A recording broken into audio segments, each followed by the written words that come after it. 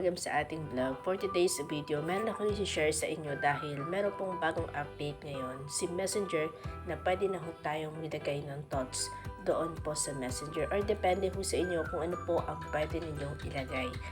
Puntahan natin mga kaibigan ng ating Messenger, click natin ng Messenger. So kung mapapansin po natin itong plus sign, click lang ho natin yan. Ayan, click natin. Tapos dito po pwede tayong maglagay ng, depende ho sa inyo kung ano po yung lalagay ninyo. Like for example, happy. Yan. Tapos lagyan natin ng emoji. Ayan. Tapos kapag okay na, nalagyan nyo na mga kaibigan, click nyo lang po itong share.